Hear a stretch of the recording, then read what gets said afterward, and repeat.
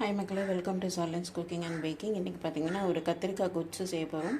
அதுக்கு ரொம்ப ஹெல்த்தியான டிஷ்ஷு இட்லி தோசைக்கு சட்னி சாம்பாருக்கு ஒரு பெஸ்ட் ஆல்டர்னேட்டிவ் அப்படின்னு சொல்லலாம்.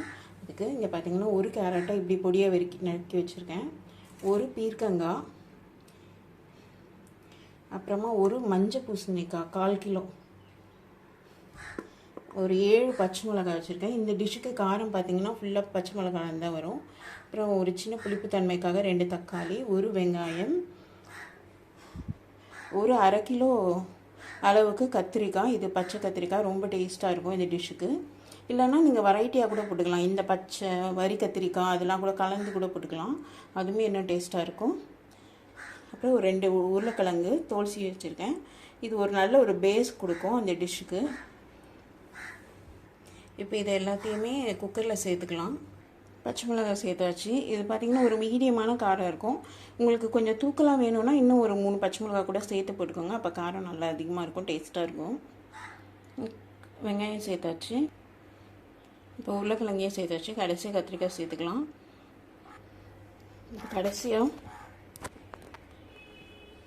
கடைசியாக இந்த டிஷ்ஷுக்கு புளிப்பு தன்மைக்காக ஒரு 2 துண்டு 1 இன்ச் அளவில் இருக்கிற புளி சேர்த்துக்கிறேன். புளிப்பு தன்மை கொடுக்கும். புளிப்பு தன்மை இருந்தால் இது ரொம்ப டேஸ்ட்டாக இருக்கும் இந்த டிஷ்ஷு. இப்போ ஒரு 1/2 கப் தண்ணி சேர்த்து குக்கரில் வச்சிடலாம். இந்த டிஷ்ஷுக்கு தேவையான உப்பு 1 டேபிள் ஸ்பூன் சேர்த்துருக்கேன். தேவைப்பட்டால் கடைசியாக கடைஞ்சிட்டு சேர்த்துக்கலாம், கடைசியாக தாளிக்கும் போது. இப்போ இதை ஒரு 5 விசில் வைக்கணும் குக்கரில். அதுக்கப்புறமா குக்கரை ப்ரெஷர் அடங்கின பிறகு திறந்தால் இப்படி இருக்குது. இதை நல்லா மேஷ் பண்ணிக்கணும். நம்ம வீட்டில் எல்லார்ட்டையும் இந்த மாதிரி ஒரு மேஷர் இருக்கும் இல்லையா, அதை வச்சு மேஷ் பண்ணிக்க. மிக்சியில் போட்டு மேஷ் பண்ணாதீங்க.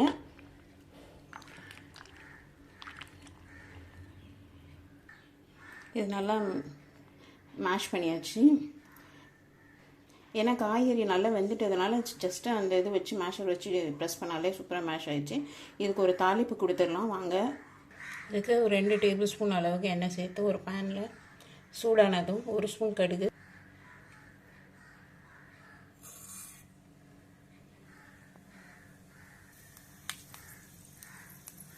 கடுகு வெடித்ததும் ஒரு ஸ்பூன் சீரகம் சேர்த்து தாளிச்சிக்கலாம். ஒரு 3 காஞ்ச மிளகாய் இந்த மாதிரி உடச்சி போட்டிருக்கேன், கருவேப்பிலை. அப்புறம் இதுக்கு ஒரு 10 பல் பூண்டை இந்த மாதிரி பொடியாக நறுக்கி வச்சுருக்கேன், அதையும் சேர்த்துக்கலாம். இது நல்ல ஒரு மனம் கொடுக்கும், நல்ல டேஸ்ட்டும் கொடுக்கும்.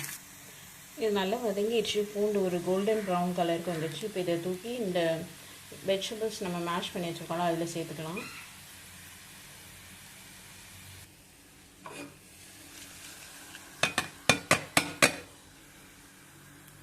இதை அடுப்பில் வச்சு லைட்டாக ஒரு கொதிக்க வச்சுக்கலாம்.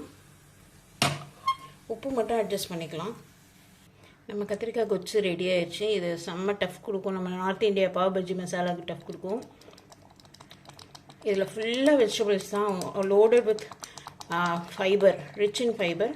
ரொம்ப நல்லது. இட்லி, தோசை, ஊத்தாப்பம், கல் தோசை, ரவை தோசை எல்லாத்துக்கூடையும் நல்லா மேட்ச் ஆகும்.